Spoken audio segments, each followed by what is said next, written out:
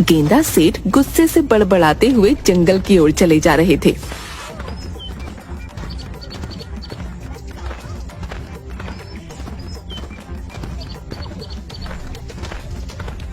मेरी पत्नी अपने आप को पता नहीं क्या समझती है। जरा सा भोजन क्या कर लेता हूँ, आसमान सर पर उठा लेती है। अब मैं गांव में नहीं रहूंगा, जंगल में ही रहकर अपना जीवन व्यतीत करूंगा। हाँ। अचानक गेंदा सेठ की नाक में ताजा ताजा फलों की सुगंध टकराई। अरे ये तो ताजे ताजे अमरूद और सेब की सुगंध है। वैसे भी घर से चलते हुए काफी दूर निकल आया हूँ। मुझे तो बहुत तेजी से भूख लगने लगी। मैं क्या करूँ? गेंदा सेठ इधर उधर देखने लगे। तभी उन्होंने देखा कि एक साधु हाथों में फलों की टोकरी पकड़े हुए जाल में बंद था। अरे लगता है मुझे भूख कुछ ज्यादा ही लग रही है। जाल में बंद जानवर भी मुझे साधु नजर आने लगा। मैं कोई जानवर नहीं, साधु ही हूँ। अरे साधु महाराज, ये तो आप ही हैं, लेकिन आप इस जाल में कैसे बंद हुए? ये किसी शिकारी की करतूत है।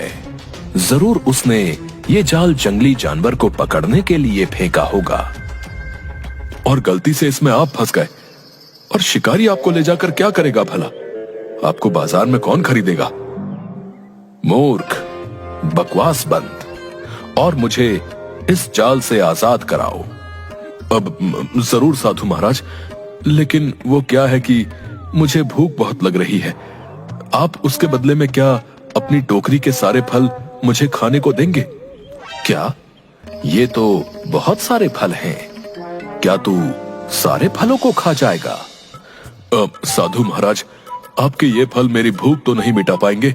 हाँ, लेकिन फिर भी मेरे पेट में जरा सा वजन पहुंच जाएगा और थोड़ी सी ताकत आ जाएगी। हाँ ठीक है, जल्दी से मुझे इस जाल से आजाद कराओ। साधु की बात सुनकर गेंदा सेठ खुश हो गया और उसने उस जाल को जमीन से उखाड़ दिया। साधु आजाद हो गया। तो तूने मुझसे फल मांगे हैं, लेकिन तूने मेरी मदद भी की है। ये ले, ये सारे फल, जाकर इन्हें आराम से बैठकर खा ले। अरे साधु महाराज, इतने फल तो मैं खड़े खड़े ही निपटा लेता हूँ। इतना कहकर गेंदा सेठ सारे फल बड़ी फुर्ती से खा गया। लगता है तुझे भोजन से बहुत प्यार है। मांग, क्या मांगता है? मुझे और क्या चाहिए साधु महाराज, मुझे तो बस बहुत सारा भोजन चाहिए। भोजन के अलावा भी बहुत कुछ है। आप तो बहुत पहुंचे हुए साधु लगते हैं। आप मुझे कोई ऐसा वरदान दीजिए जिससे भोजन मुझसे कभी भी अलग ना हो पाए। गेंदा सेठ की बात सुनकर साधु जोर जोर से हंसते हुए बोला, जा, मैं तुझे वरदान देता हूँ। अधिक भोजन मनुष्य की जान ले लेता है, लेकिन तेरे साथ इसका उल्टा होगा। जब तक तू भोजन खाता रहेगा, तब तक तू सुरक्षित रहेगा। भले ही चाहे यमराज तेरे सामने क्यों ना आ जाएं, भोजन खाते में वो तुझे अपने साथ नहीं ले जा सकते। इतना कहकर साधु महाराज वहाँ से चले गए। मगर साधु महाराज का वरदान गेंदा सेठ के दिमाग के ऊपर से निकल गया। ये कौन सा वरदान हुआ है? मेरी तो कुछ भी समझ में नहीं आया। एक काम करता हूँ, घर पर जाता हूँ। मुझे घर से नाराज होकर आना ही नहीं चाहिए था। अपनी पत्नी को मना लूंगा। मुझे बहुत तेजी से भूख लगने लगी है। गेंदा सेठ सीधा अपने घर की ओर गया, मगर गेंदा सेठ नहीं जानता था कि यमराज और चित्रगुप्त में उसी को लेकर बहस चल रही थी। लाओ चित्रगुप्त, पृथ्वी पर उन इंसानों की लिस्ट मुझे जल्दी से दो जिनकी आत्माओं को आज मुझे खींच कर लाना है। पृथ्वीवासियों को पता चलना चाहिए कि यम है हम। ये लीजिए यमराज। यमराज चित्रगुप्त की लिस्ट को देखते हुए आश्चर्य से बोले, ये क्या चित्रगुप्त, तुमसे कितनी बार कहा है कि तुम्हारा ध्यान अब काम से भटक रहा है। इस लिस्ट में तो सिर्फ एक ही इंसान का नाम है, गेंदा सेठ। यमराज, ये एक इंसान बहुत से इंसानों के बराबर है। आप इसे नहीं जानते? तो तुम ये कहना चाहते हो चित्रगुप्त कि हम कुछ नहीं जानते? शायद तुम भूल रहे हो कि यम है हम सब कुछ जानते हैं। क्या खाक जानते हैं आप? अरे पिछली बार आप एक 60 वर्षीय मनुष्य की आत्मा को उसके शरीर से खींचकर यहाँ ले आए थे। बाद में पता चला कि उसकी आयु 100 वर्ष की थी। उसमें गलती मेरी नहीं बल्कि तुम्हारी थी चित्रगुप्त। तुम्हारा ध्यान अब काम की तरफ कम बल्कि नाचती अप्सराओं की तरफ अधिक होता है। कितनी बार मैंने तुमसे कहा है कि अपने तौर तरीके बदल लो। देखो इन इंसानों को, ये अब अपना सारा डेटा टैबलेट और कंप्यूटर में फीड रखते हैं। तुम अभी तक वही कलम और कागज का यूज करते हो। आपको क्या हो गया है यमराज? मत भूलो, ये पृथ्वी लोक नहीं है। पृथ्वीवासियों से कुछ सीखना चाहिए। इंसानों ने टेक्नोलॉजी में कितनी ज्यादा तरक्की कर ली है, तुम्हें कुछ अंदाजा भी है? वो सब छोड़िए यमराज, जाइए इस गेंदा सेठ की आत्मा को खींचकर यहाँ तक लाइए। इस गेंदा सेठ ने पृथ्वीवासियों का जीना हराम कर रखा है। उसे इसकी सजा मिलेगी, उसे नरक में रखा जाएगा। तुम यहीं रुको चित्रगुप्त, मैं अभी कुछ देर में उसकी आत्मा उसके शरीर से खींच कर लाता हूं और अपने हाथों से उसकी आत्मा को नरक में डालूंगा, क्योंकि गेंदा सेठ शायद नहीं जानता कि यम है हम। इतना कहकर यमराज वहां से गायब हो गए। इधर गेंदा सेठ आराम से गहरी नींद सो रहा था। तभी अचानक वहां पर यमराज प्रकट हो गए। सो रहा है मूर्ख, आंखें खोल, तेरे सामने यमराज खड़े हैं। मगर गेंदा सेठ बहुत ही गहरी नींद सो रहा था। उसके खर्राटे और ज्यादा तेज हो गए। आंखें खोल मूर्ख मनुष्य, तेरे सामने यमराज खड़े हैं। अरे मेरी आवाज सुनकर तो बड़े बड़े सूरमाओं के रोंगटे खड़े हो जाते हैं, मगर तू टस से मस नहीं हो रहा। तू जानता नहीं है कि यम है हम। गेंदा सेठ सोते हुए बोला। पता नहीं मुझे ऐसा क्यों लग रहा है जैसे कि कोई बोल रहा है कि बबल गम है हम। बबल गम नहीं मूर्ख, यम है हम, यम है हम। अचानक गेंदा सेठ की आंख सोते हुए से खुल गई और वो यमराज की तरफ गौर से देखने लगा। देख क्या रहा है मूर्ख मनुष्य? अपनी आंखों से मुझे देखकर तेरी सिट्टी पिट्टी गुम हो गई ना? अब तो तुझे यकीन हो गया कि तेरे सामने वास्तव में यमराज खड़े हुए हैं। तेरा समय आ गया है, अब जल्दी से मेरे साथ चलने के लिए तैयार हो। मैंने सुना तो था कि अगर रात के समय मिर्ची की सब्जी ज्यादा खा लो तो सोते हुए सपने खराब आते हैं। आज विश्वास भी हो गया। मुझे वो मिर्ची वाली सब्जी खानी नहीं चाहिए थी। कल से मैं थोड़ी कम मिर्ची खाऊंगा, तब मुझे अच्छे अच्छे सपने आएंगे। ये जो कुछ भी तू देख रहा है मूर्ख मनुष्य, वो सपना नहीं बल्कि सत्य है। तेरे सामने वास्तव में यमराज खड़े हैं।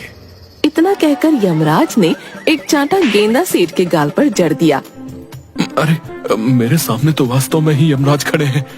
हाँ गेंदा सेठ, ये मैं ही हूँ यमराज। अब तुझे पता लगेगा कि यम है हम। गेंदा यमराज को देखकर रोते हुए बोला। मुझे मत ले जाओ यमराज, अभी मैंने इस संसार में देखा ही क्या है। मूर्ख, इस संसार में तू पूरे 50 वर्ष बिता चुका है और मैंने सुना है कि इन 50 वर्षों में तूने 50,000 लोगों का जीना हराम कर रखा है। क्या अब और लोगों को परेशान करना चाहता है? अचानक गेंदा सेठ के मन में उस साधु का विचार आ गया और वो मन ही मन अपने आप से बोला। उस साधु ने भी आज यमराज का ही जिक्र किया था। हो ना हो वो पहुंचा हुआ साधु इस बारे में जरूर कुछ जानता होगा। मुझे उसके वरदान के बारे में गहराई से सोचना होगा। जरूर उसके वरदान में कुछ न कुछ छुपा हुआ है। गेंदा सेठ साधु के वरदान के बारे में गहराई से सोचने लगा और उसकी आंखों के सामने साधु के दृश्य घूम गए। जा, मैं तुझे वरदान देता हूँ। अधिक भोजन मनुष्य की जान ले लेता है, लेकिन तेरे साथ इसका उल्टा होगा।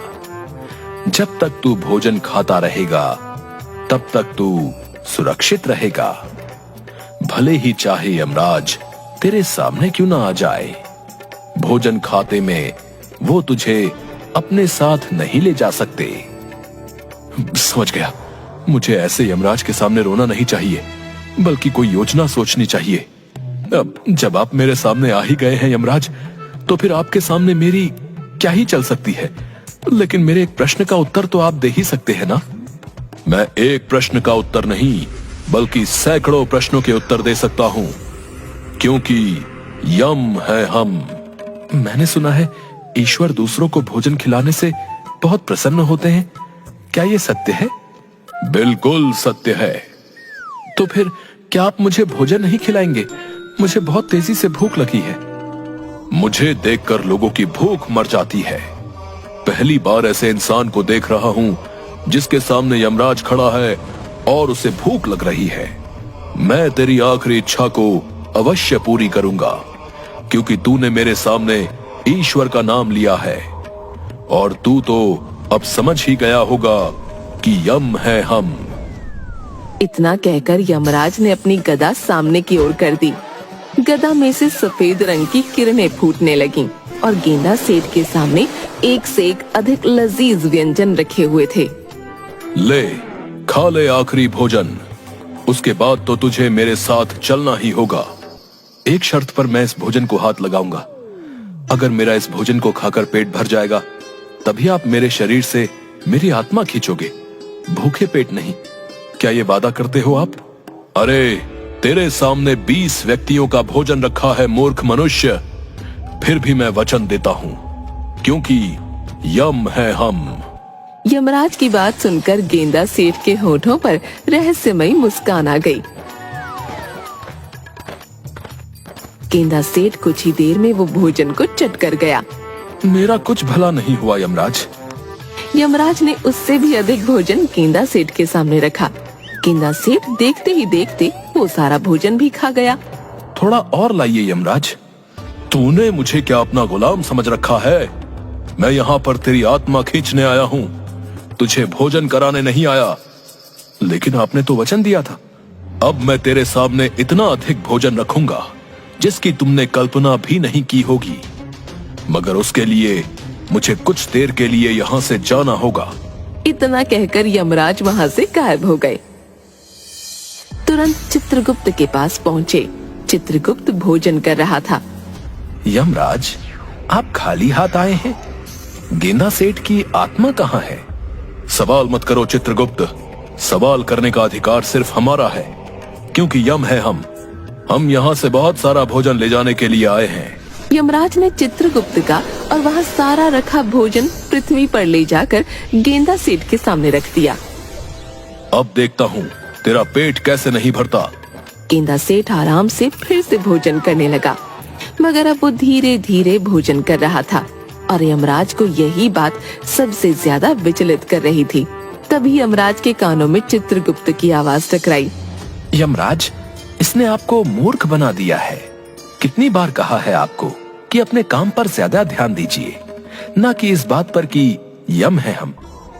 अरे, पृथ्वी लोक पर इस भुक्कड़ का पेट कोई नहीं भरवा सकता, और आप यहाँ का भी सारा भोजन ले गए। सभी अप्सराएं भूखी बैठी हुई हैं। तो फिर तुम ही बताओ चित्रगुप्त, मैं इस सिचुएशन में क्या करूं? मैंने इसे वचन दिया है, मैं तो फंस चुका हूं। अरे, वचन के बाद में ईश्वर से क्षमा मांग लेना, इसकी भोजन करते ही प्राण खींच लो। शायद तुम सही कहते हो, मुझे इस मनुष्य ने मूर्ख बना दिया है।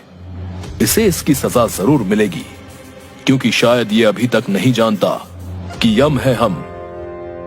इतना कहकर यमराज ने जैसे ही अपने गदे से गेंदा सेठ के प्राण खींचने की कोशिश की, तभी यमराज का गदा उल्टा ही यमराज के सर पर पड़ गया।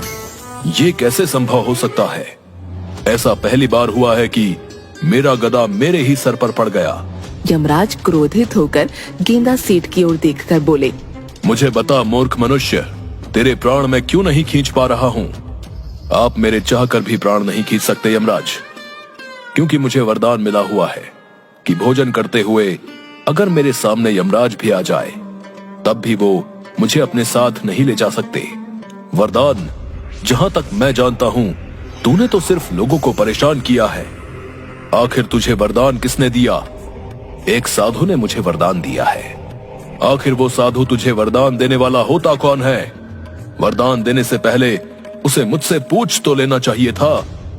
साधु महाराज वरदान देने से पहले आपसे क्यों पूछेंगे? तभी वहाँ पर वही साधु प्रकट हुए और मुस्कुराते हुए यमराज से बोले, क्या हुआ यमराज? आप इतने क्रोधित नजर क्यों आ रहे हैं? यमराज ने क्रोधित होते हुए सारी घटना उस साधु को बता दी। आपको कुछ गलत फहमी हो गई है यमराज। गेंदा सेठ की आयु अभी इस वक्त 50 वर्ष है, जबकि ईश्वर ने इसकी आयु 100 वर्ष लिखी है। ऐसे कैसे संभव हो सकता है? मेरे पास चित्रगुप्त का दिया हुआ लेटर है, ये देखिए। मुझे लगता है कि आप इस लेटर को स्वयं देखिए। यमराज ने जैसे ही उस लेटर को देखा तो उसमें गेंदा की आयु 100 वर्ष लिखी हुई थी। जब मैं पृथ्वी पर आया था तब तो इसकी आयु 50 वर्ष लिखी हुई थी। हाँ, लेकिन जब मैंने इसे वरदान दिया तब ईश्वर ने इसकी आयु के 50 वर्ष और बढ़ा दिए। शायद चित्रगुप्त लिखना भूल गए। ठीक है गेंदा सेठ, अभी तो मैं जाता हूँ, लेकिन 50 वर्ष बाद मैं जरूर आऊंगा और उसके बाद मैं तेरी बातों में नहीं आऊंगा। वो सब तो बहुत बात की बात है यमराज, लेकिन आप जो भोजन लेकर आए हैं वो बहुत ही स्वादिष्ट है। इतना स्वादिष्ट भोजन तो मैंने पृथ्वी लोक में भी नहीं खाया। क्या आप थोड़ा सा भोजन और ला सकते हैं? गेंदा सेठ की बात सुनकर यमराज क्रोधित हुए और वहाँ से गायब हो गए। साथ ही साथ साधु भी। जो भी हो, इतना तो मुझे पता लग गया है कि दूसरों की सहायता जरूर करनी चाहिए। आज सुबह मैंने साधु महाराज की सहायता की और देखो कितना अधिक मुझे भोजन खाने को मिला। भोजन समाप्त करके गेंदा सेठ आराम से वहाँ पर खर्राटे लेकर सो गया।